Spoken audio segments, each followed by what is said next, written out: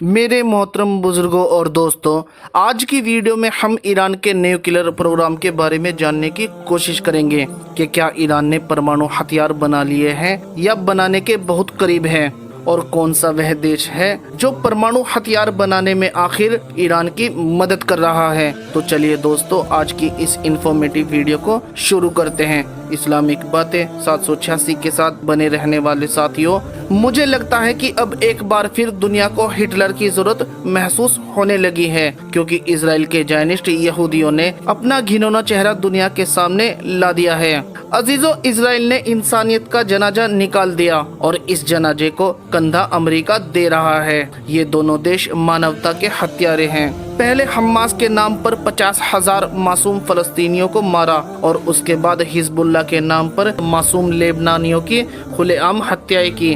कोई कुछ नहीं कहता, मुस्लिम उम्मत भी खामोश है और ये मुस्लिम ममालिक OIC, देखिए, ये सिर्फ हमारा वहम था जो इजराइल ने खत्म कर दिया। आज की इस दुनिया में कोई किसी का नहीं है। जिनको हम इस्लामिक दुनिया के लीडर मानते आ रहे थे, यानी तुर्की और सऊदी अरबिया, सोचिए उनके सामने इजराइल ने 50,000 फलस्तीनियों को मार दिया। ये दोनों देश कुछ नहीं कर पाए, तो बाकी मुस्लिम देशों के पास तो इजराइल और अमेरिका के सामने बोलने तक की हिम्मत नहीं है। ईरान भी इजराइल से सिर्फ इसलिए लड़ रहा है क्योंकि इजराइल ने हमास और हिजबुल्लाह को बड़ा नुकसान पहुंचाया है। इसी वजह से वो परमाणु हथियार बनाना चाहता है। लेकिन इजराइल और अमेरिका ने ईरान के कई लीडर और वैज्ञानिकों की हत्याएं की, जैसे कि इनमें ईरान के राष्ट्रपति इब्राहिम रईसी की मौत और हमास के लीडर इस्माइल हानिया की मौत, और इसके अलावा हिजबुल्लाह चीफ हसन नसरुल्लाह की हत्या, और अब बहुत से ईरान के वैज्ञानिकों को मार दिया गया। अजीजों,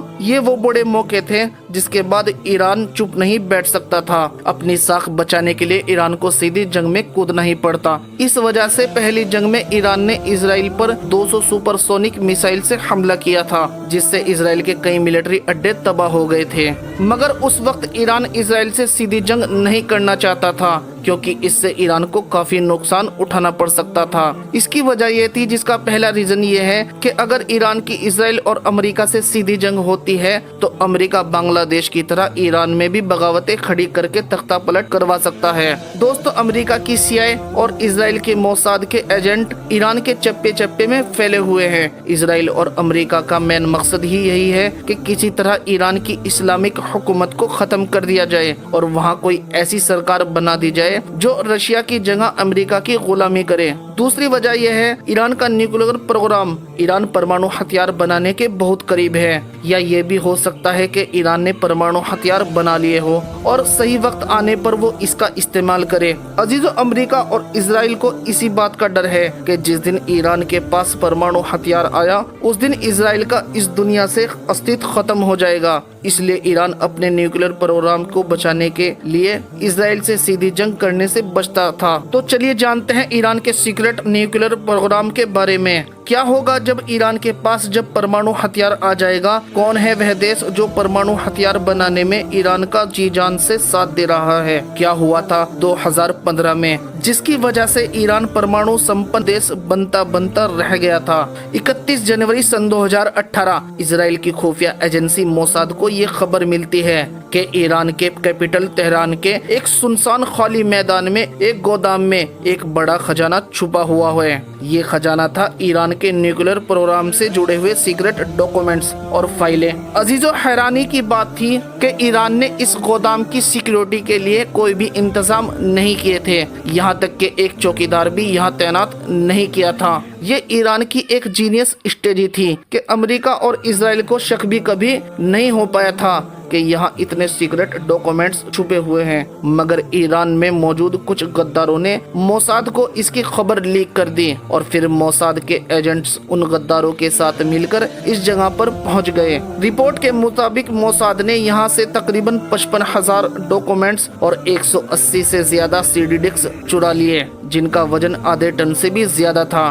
ट्रकों में भरकर इन कागजात को इजराइल ले जाया गया। नेतन्याहू ने अब अपना खेल शुरू किया। 30 अप्रैल सन 2018 को नेतन्याहू ने एक न्यूज कॉन्फ्रेंस की जिसका टाइटल था ईरान लाइट, यानी ईरान ने झूठ बोला। इसमें नेतन्याहू ने वो सीक्रेट डॉक्यूमेंट्स और सीडीज दिखाई जो ईरान के उन गोदामों से चोरी हो गई थी। इजराइल ऐसा क्यों कर रहा था? इसकी वजह थी 2015 में हुआ अमेरिका और ईरान के बीच परमाणु समझौता। इजराइल नहीं चाहता था कि ईरान और अमेरिका के बीच में परमाणु समझौता हो, इसलिए इजराइल ने ईरान को घेरने के लिए चोरी की और दुनिया को ये बताना चाहा कि देखो ईरान परमाणु हथियार बना रहा है। मगर ईरान ने कभी ये कबूल नहीं किया कि ये डॉक्यूमेंट्स उनके हैं। यहाँ तक कि वर्ल्ड मीडिया ने भी इन डॉक्यूमेंट्स की ऑथेंटिक्स पर सवाल उठाए और कहा कि ये डॉक्यूमेंट्स तो 15 से 20 साल पुराने हैं। इजराइल ने कभी भी इन डॉक्यूमेंट्स को पब्लिक नहीं किया, न ही मीडिया को दिखाया, बस वही चीजें दिखाई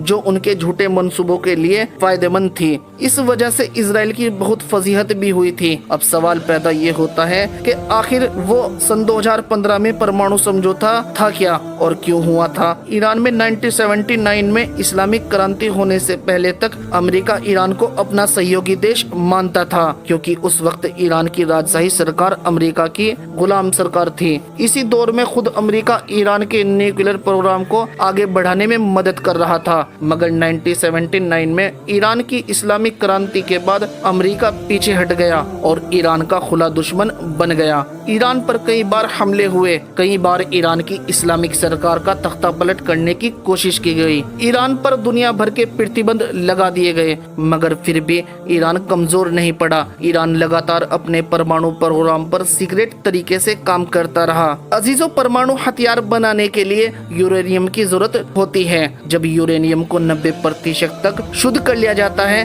तब इससे एक परमाणु बम बनाया जा सकता है। ईरान ने सालों की मेहनत से अपने देश की जमीन से यूरेनियम निकाल कर इकट्ठा किया और उसे 60% तक शुद्ध कर लिया। 60 से 90% तक पहुंचने में कुछ ही महीनों का वक्त लगता है। यही वजह थी कि सन 2015 में ईरान परमाणु हथियार बनाने से कुछ ही महीने दूर था। तभी अमेरिका ने ईरान को फंसाने का प्लान बनाया। अमेरिका ने ईरान को लालच दिया, अगर तुम अपना न्यूक्लियर प्रोग्राम बंद कर दो तो हम तुम पर लगाए गए सारे सैंक्शंस प्रतिबंध हटा लेंगे और फिर तुम आसानी से अपना तेल बेच सकोगे, दूसरे देशों से व्यापार कर सकोगे, तुम्हारा देश तरक्की करने लगेगा। ईरान हमेशा से इस बात से इनकार करता रहा है कि वो कोई परमाणु हथियार बना रहा है, मगर अमेरिका की ये न्यूक्लियर डील ईरान के फायदे के लिए थी, क्योंकि ईरान परमाणु हथियार से सिर्फ अपनी हिफाजत कर सकता था, अपने देश की तरक्की नहीं। इसी वजह से ईरान ने न्यूक्लियर डील एक्सपोर्ट कर ली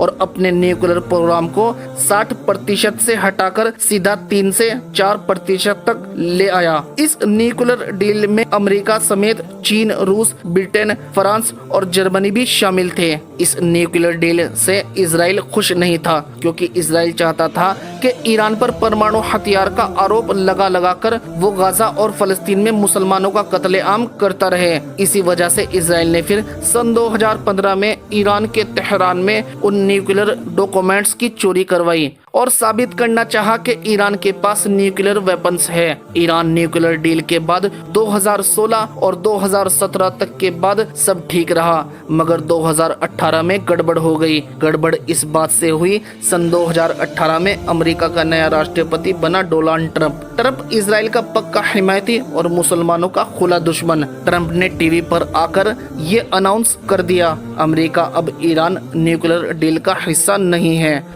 Therefore, I am announcing today that the United States will withdraw from the Iran nuclear deal.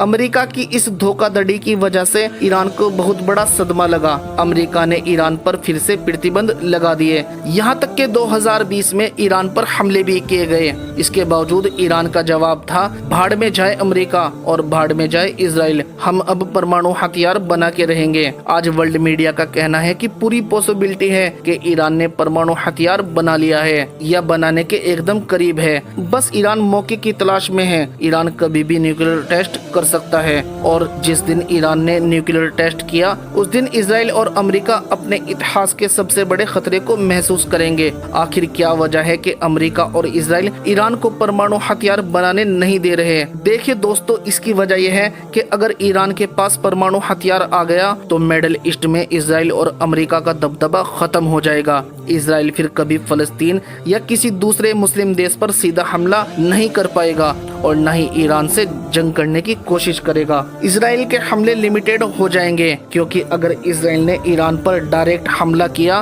तो ईरान इजराइल पर परमाणु बम गिरा सकता है, जिसकी वजह से एक ही दिन में पूरा इजराइल दुनिया के नक्शे से मिट सकता है। दूसरी बड़ी वजह यह है कि अमेरिका इजराइल का डर दिखाकर पूरे मिडिल ईस्ट पर कंट्रोल रखना चाहता है। इजराइल मिडिल ईस्ट में अमेरिका का सेनापति है। यही वजह है कि मिडिल ईस्ट में कुछ भी करना होता है तो अमेरिका इजराइल को आगे करता है और फिर इजराइल मासूम मुसलमानों की हत्या करने लगता है। इजराइल की वजह से अमेरिका ने पूरे मुस्लिम वर्ल्ड को कंट्रोल कर रखा है। इस चीज का सबसे ज्यादा नुकसान रूस और चीन को हो रहा है। मगर अब रूस और चीन को ये समझ में आ गया है कि अगर अमेरिका को जियोपॉलिटिक्स में हराना है तो हमें भी मिडिल ईस्ट में अपना कोई ऐसा एलाई बनाना होगा जिसके दम पर हम मिडिल ईस्ट पर कंट्रोल कर सके और वहाँ पावर बैलेंस बना सके। यही वजह है कि आज रशिया और चाइना खुलकर ईरान को सपोर्ट कर रहे हैं। यहाँ तक कि कहा जाता है कि ईरान को न्यूक्लियर पावर बनाने में रूस अपनी जी जान लगाए हुए हैं। तो क्या अमेरिका और इजराइल ईरान को इतनी आसानी से